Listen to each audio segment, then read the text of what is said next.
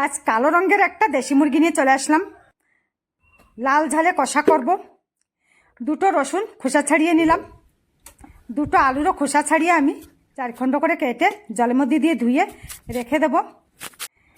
দুটো পেঁয়াজ কুচি করে কেটে নেব।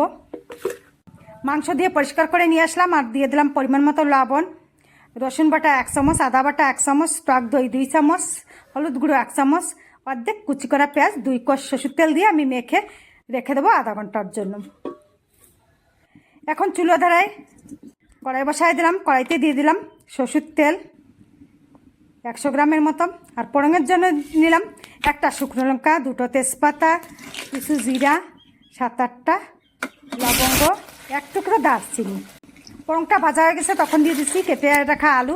আর আলুর ভিতরে লবণ দিয়ে নাড়ি চেড়ে ভাইজে দিয়ে দিলাম হলুদ গুঁড়ো আর লঙ্কার গুঁড়ো। এভাবে আলুর কালারটা অনেক সুন্দর আসে, তরকারিরও কালার ভালো আসে। তারপরে পেঁয়াজ কুচি দিয়ে দিলাম। পেঁয়াজ কুচি দিয়ে ততক্ষণ ভাজলাম যতক্ষণ পেঁয়াজ নরম না হয়ে গেছে। আর 4-5টা রসুনের কোয়া ছিল, সেটাও দিয়ে দিলাম তেলের ভিতরে। তারপরে রসুন বেটে দিয়ে দিলাম কড়াইতে, দিয়ে একটু নাড়িচাড়ি মিশাই নিয়ে শিলে দিয়ে দিলাম আদা আর কাঁচা লঙ্কা। এখানে 2 ইঞ্চির মতো আদা নিছি, 4টে কাঁচা লঙ্কা নিয়ে একসঙ্গে বেটে দিয়ে দিলাম কড়াইতে। আবার একটু নাড়িচাড়ি মিশিয়ে নিলাম।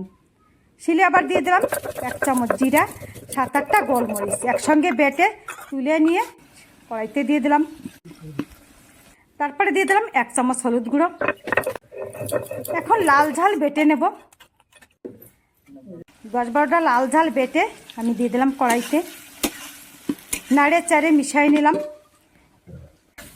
আর মাংস ঢাকা ছিল সেই থালটা নিয়ে আসলাম।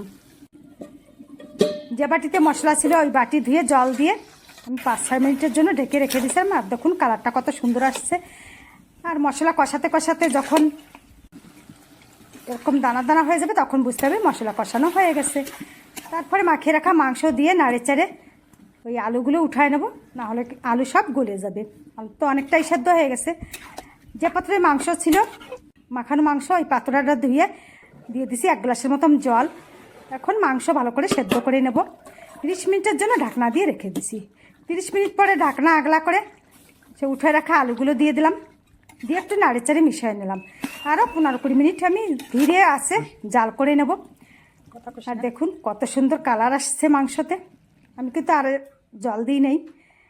আর উপর থেকে একটু গরম মশলা ছড়াই দিয়ে নামিয়ে নিলেই হয়ে গেল লাল ঝালে কষা মাংস, দেশি মুরগি কষা।